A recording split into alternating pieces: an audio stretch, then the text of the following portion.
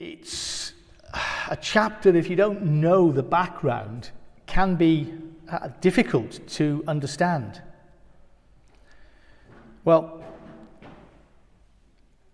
just as an illustration about how some of you might think about the Book of Kings and Chronicles, the stories of the old kings of Israel, I remember many years ago, not going to say how many, when I was 5 years old.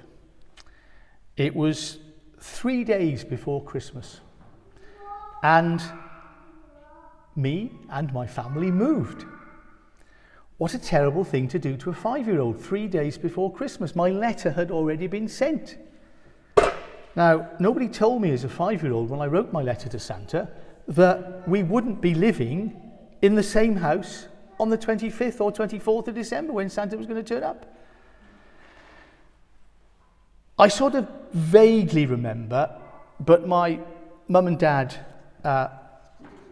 remembered even more clearly and managed to remember very clearly when I had friends around this story and managed to tell it many times, which I found slightly embarrassing, of me sitting with my head in my hands on the staircase in our new house 3 days before Christmas, wondering how Santa Claus, or as we called him then, Father Christmas, was going to find me. Well, I don't know whether you have the same sort of experience as I have when I read these books. It's a sort of feeling of discouragement, a feeling of disconsolation that these books of homicides, power struggles, wars, battles, they only ever seem to lead to revenge and hatred, don't they? It is quite discouraging when you think, help me, God, to understand what's going on in these books.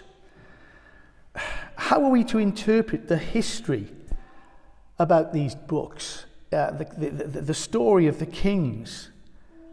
Now, with some very encouraging exceptions, of course, Kings does paint a picture of God's people repeatedly rejecting God, their Lord and Master. I mean, even in the great reign of Solomon, as faithful as he had begun and as wise as he was, his life unraveled towards the end. And as I read through the various chapters, I find myself constantly asking the question, why couldn't the people of Israel see what God had done for them? He brought the people through the Red Sea and helped them escape from Egypt. They knew that. They knew about God's protection when they came into the promised land, the battles that they had won against almighty numbers, against great odds. They knew about the glory and greatness that God had blessed his servant David with and David's empire. So why couldn't they see that David was blessed for the most part because he walked in the footsteps of God?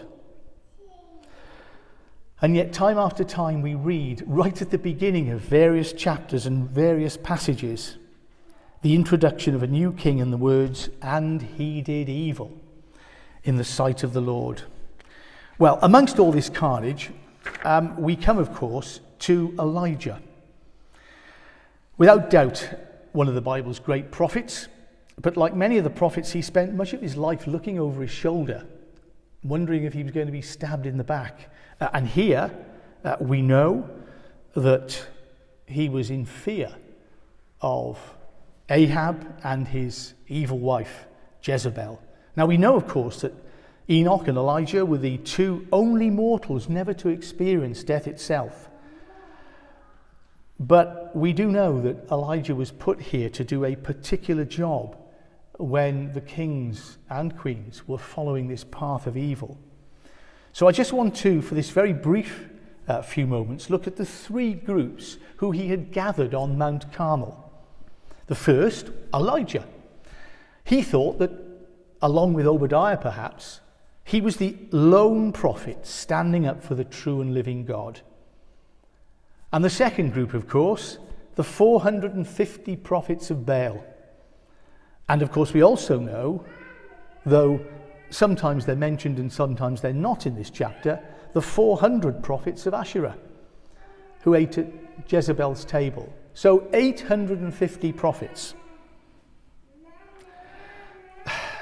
Who are these people? Well, they were people who knew, of course, that the first commandment was, "You shall have no other gods but me."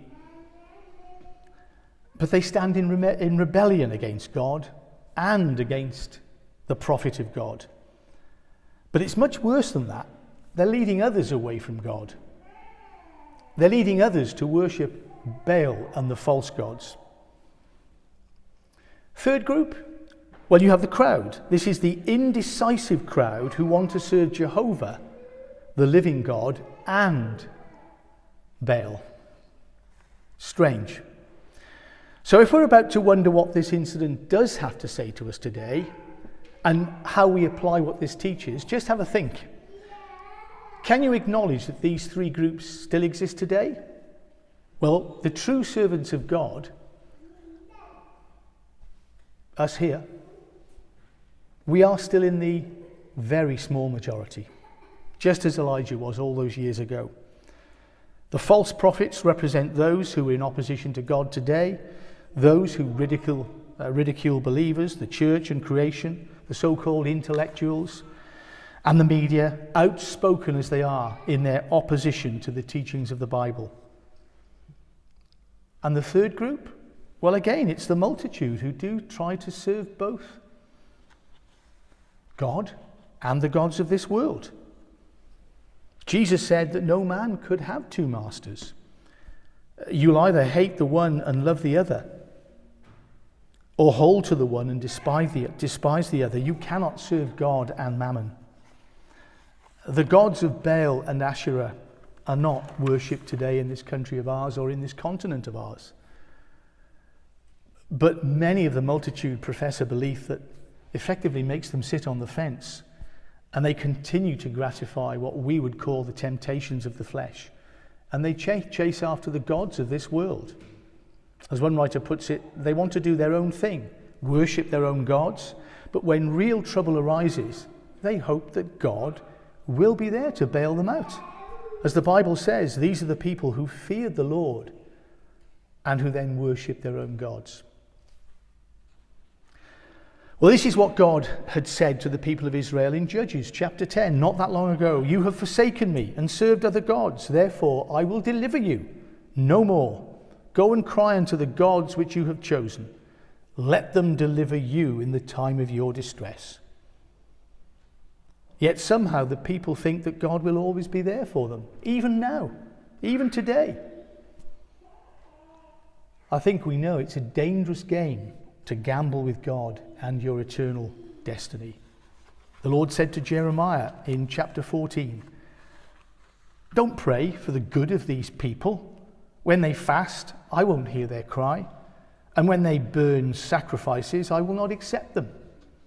I will consume them by my sword and by famine and by pestilence. There's no double meaning really in any of that, is there? And we read in chapter 10 of Hebrews at verse 26 in the New Testament, for if we go on sinning willfully after we have received the knowledge of the truth, there remains no more sacrifice for sins, but a certain fearful looking for the judgment and fiery indignation, which shall devour the adversaries of God. Those that despised Moses' law were put to death without mercy when 2 or 3 would witness against them. How much worse do you suppose the punishment shall be for those who have trodden underfoot the Son of God, and have counted the blood of the covenant an unholy thing? Vengeance belongs to me. I will repay, says the Lord, and again the Lord shall judge his people. It is a fearful thing to fall into the hands of the living God. And that is exactly where many people are today. They are trampling on the Son of God. And it is, as we all know, a very fearful place to be. So what's the background to the story that we've got here? The kings of Israel, well, they didn't cover themselves with glory, and Ahab was one of the most evil kings of them all. He was a king of Israel, and he was encouraged and incited by Jezebel, a vengeful and wicked queen.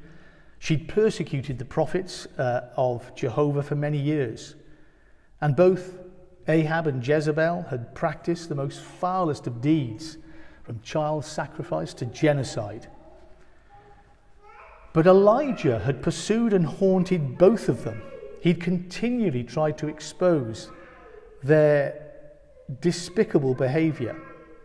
Their plan was to find him and put him to death and put an end to him.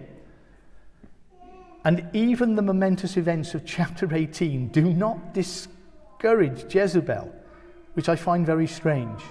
Because even in the following chapter, of course, in chapter 19, Elijah is fleeing for his life. But here in chapter 18, we see God's plan unfolding as Obadiah meets providentially with Elijah when ordered by Ahab to look for grass for the stock. Now, Obadiah is a frightened man. Why would he not be? He's a faithful man, but he's living with these two evil people. He's managed to hide those few prophets which Jezebel and Ahab had not put to death. But when he meets Elijah, he's horrified at what Elijah's asking him to do. Bring Ahab to see me.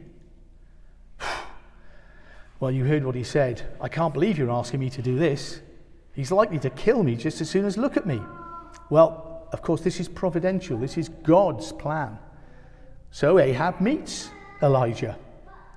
And right from the very start of the meeting, do you remember the words? There's tension in it straight away. Is it you, you troubler of Israel? The king says to Elijah. Now, you might have thought, knowing the background, that Elijah might be killed straight away by Ahab, who I'm sure wasn't travelling alone. But God is protecting Elijah. It's not going to be a murder here. God has other plans. And I don't know whether it occurs to you, but it's a bit like Daniel.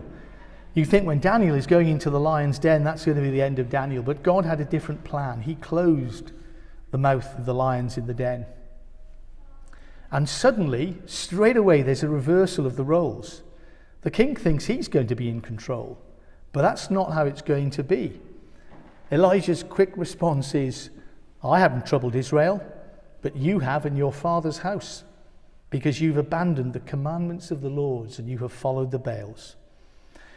So whatever plans Ahab might have had for Elijah, they were quickly dashed when the prophet seized the initiative. As you see in verse 19, what he says, now all the people from Israel came to meet on Mount Carmel, and he said to them, bring 450 prophets of Baal and the 400 prophets of Asherah who eat at Jezebel's table. He is calling the tune. This is what God has told Elijah would happen. He is dictating the events. Now, I don't know how long it took for them to get to Mount Carmel with the gathering of the people and the gathering of all the prophets. But there they were, Mount Carmel, overlooking the Mediterranean Sea. And we come to the real point of the message today. As evangelical Christians, I'm sure that we all pray for courage and boldness to speak the gospel message. Well, here is Elijah's example. A bold, plain and confident message. Bold, plain and confident preaching. Look what he says in verse 21. To the people, how long will you waver between two opinions? If the Lord is God, follow him, but if Baal is God, follow him. Do you notice what the people say in response? I think it's quite interesting. They said nothing. It's a perfectly fair question that Elijah puts to them, because if you believe that the God of Israel is the one and only true God, why don't you follow him? But if you believe that Baal is God, then follow him. Why do you keep a foot in both camps? Why do you sit on the fence? Now, the events may have taken place 1,000 years ago, but the question applies to us and our people today. We live in a country that's sometimes referred to as a Christian country, but I think it's fair to say that the vast majority of people give no thought on a daily basis to their Creator God or to the cross of Jesus Christ. People still stand today in what one writer describes as a valley of indecision. People don't want to admit that God is God. Why not? Because if they do, they know that the Creator God, the all-knowing God, the all-powerful God, knows what they're doing. They have to admit that somebody is in charge of their life. And people do not want to give control of their life to anybody else, but let alone God. So Elijah is quite correct to ask the people, how long are you going to behave like this? These were people who knew what the commandment said. Now I have a picture in my mind of a huge crowd gathered here. There must have been many thousands of people. I don't know what they were expecting. The king and Elijah, a battle of their wills, except it's not a battle of will, it's a battle between the true and only God and a non-existent entity. These comments make me think of the parable of the sower. These people were they like the seed that was thrown onto the rock? They had a belief. They said they had a belief in the God of Israel. But as soon as they were persecuted by Ahab and Jezebel, they just turned to Baal and went along with the fashion and custom of the time. Well, Elijah throws down the gauntlet. He seems to be emphasizing the weakness of his position when he says, well, it's 450 of you. Could have been 850 with the other 400. Although at that particular point, the passage doesn't mention the other 400, but it could have been. He's taunting the people about their indecision. I am the only one of the Lord's prophets left, and here you have 450 prophets of Baal. But then the interest and excitement is ignited when Elijah tells them what he proposes to do in verses 23 and 25. I won't read it. You'll remember what he says he's going to do. You go first. The prophets of Baal did exactly what Elijah had asked them to do, but don't light the fire. Call upon the name of your God. Set fire to the sacrifice. Don't set fire to the sacrifice. Let him do it. And from morning until afternoon, for hours and hours, they called upon Baal. And they shouted and they danced, but still no fire appeared. I don't know what the crowd were thinking, but I think Elijah was enjoying himself. And then the afternoon came. You're not shouting loud enough, says Elijah. Remember that to worship Baal was to worship the sun, and so Baal was the fire god. Look at verse 27. In verse 27 we read, and at noon Elijah mocked them, saying, cry aloud, for he is a god. He's musing, or he's relieving himself, or he's on a journey. Perhaps he's asleep and must be awakened. So they shouted and they cut themselves with swords and spears, and the blood flowed. But the afternoon passed and the evening came upon them, and there was still no response. He let them go first. He gave them every advantage. What would have happened had the fire come down? That would have been it for Elijah. That would have been his end. I don't think he thought it would, though. I think he was relatively confident. Perhaps a lot stronger in confidence in chapter 18 than he was in the next chapter, in chapter 19. One writer I read called this righteous arrogance, because there's a certain amount of sarcasm there. But I think that's a lovely title. This is righteous arrogance. He's taunting the prophets of Baal. Well, Elijah scolds the crowd about their infidelity and indecision, but he was bold and he was courageous and he was plain about his message. And that's how we should be. The gospel message is plain, and we do need to be confident. There is only one God. If you serve two masters or try to serve two masters, God will reject you. And that's what he was telling the people. It's about confidence, boldness, and courage. It's also about faith. Elijah didn't embark upon this momentous journey to Mount Carmel without having at least some doubt, I'm sure. He is a prophet of God, and God had spoken to him. But the other thing that he did, of course, that we might easily forget, is that he prayed. And he prayed before he called upon God. Before he prays that God will call down fire, he prays this wonderful prayer, simple prayer. He's confident in his faith. He calls out to the one and only God, The wood was saturated 3 times. 3 times the sacrifice itself was saturated. And then suddenly down came the fire. Utterly amazing. Utterly amazing. In a flash, it had gone. This was Elijah praying to the one and only true God. Not an imagined God, not a man-made God, not Buddha, or the imagination of Charles Russell or Joseph Smith. The only one and true God. And when it happened, do you remember what the people did? Just as the men who had come to arrest Jesus in the Garden of Gethsemane had done, as soon as they realized it was Jesus in front of them, here on Mount Carmel, all the people throw themselves to the ground. And then, of course, there is Elijah's next command. Seize the prophets of Baal. Don't let anybody get away. And they were all put to death. One theologian on this particular passage asks the question, what do you suppose it would take to convince you that the right choice is to allow Jesus to master your life? The people here, thousands of them, had seen an example of God's power as compared to the completely powerless entity of Baal. And yet we know that the people of Israel had seen so many momentous things and events, and still they were quick to forget. So we ask today, don't we, what calamity or disaster does it take people to call on him when disasters strike? Money's not going to save people. Imagined religions aren't going to save people. The only living God is the only place to turn. Joshua called on the people saying, choose you this day whom you will serve.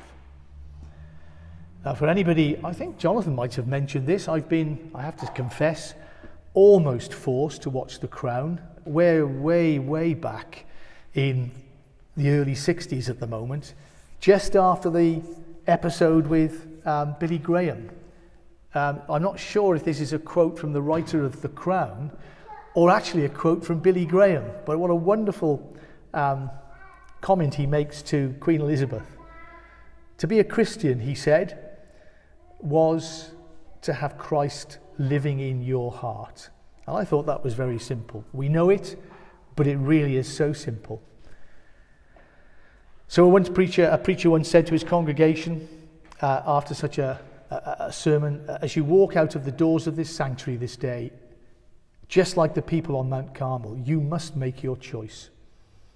Many of us have passions, but there can only be one master passion. If God is truly God, then serve him. If you have another master passion, serve that. As Jesus said, and as Elijah was making it plain to the people, you cannot serve both. Thank you.